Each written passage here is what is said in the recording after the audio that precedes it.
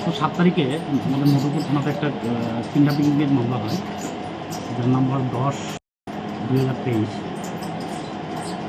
Under section ছিল 363/34 IPC।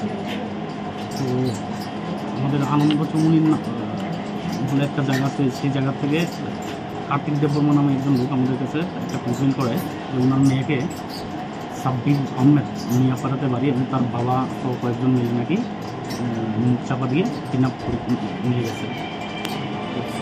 সেই মোতাবেক আমরা ঘটনা ছিল 2 তারিখে, তারা খোঁজাখুঁজি করতে ব্যস্ত থাকায় পরবর্তীতে 7 তারিখে আমরা থানাতে মামলা হয়। মামলার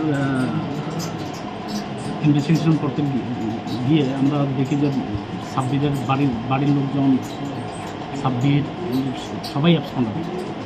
হ্যাঁ, দীর্ঘ প্রচেষ্টার পর আমরা বিভিন্ন অ্যাঙ্গেল থেকে খোঁজখবর নেওয়ার পরে, বিভিন্ন জনের সহায়তা নেওয়ার পরে আজকে আমাদের কাছে খবর আসে যে মিয়াপাড়ার বোর্ডারিং এলাকাতে তার বেলার সঙ্গে মেয়েটাকে দেখা গেছে। সেই মোতাবেক আমি যাই, আমার ইনভেস্টিগেশন অফিসার গিয়ে সেখান থেকে আমরা মেয়েটাকে উদ্ধার করতে পারি।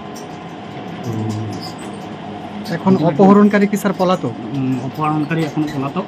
এবং এই বিষয়ে আমি যেটা আগে বললাম যে মামলাটা আমরা প্রথম নিয়েছিলাম 363A-তে।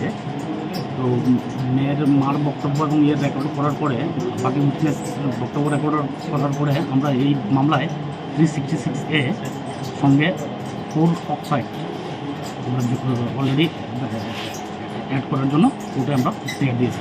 সেই সঙ্গে যারা আসামি পক্ষ আছে তাদের জন্য যাতে বেল না হয়, যদি সারেন্ডার করে যাতে বেল না হয়, তার জন্য বেল অবশ্যই আমরা দিয়ে রেখেছি। স্যার, তাদের প্রাথমিক তদন্তে অন্য কয়জনের নাম উঠে এসেছে তাদের সহযোগিতা করার? এই অপহরণকাণ্ডে সহযোগিতার জন্য কয়জনের নাম উঠে এসেছে? কারণ ওদের বক্তব্য অনুযায়ী, মানে কমপ্লেনের বক্তব্য অনুযায়ী ছিল যে ছেলের বাবা। কিন্তু আপাতত আমি মেয়েকে যখন জিজ্ঞাসাবাদ করলাম আসার পরে, বাকিটা তো পরে বা জুডিশিয়াল স্টেটমেন্ট হবে ম্যাজিস্ট্রেটের সামনে, তার ইয়েতে। তো মেয়ের বক্তব্য ছিল ছেলেই নিয়ে গেছে।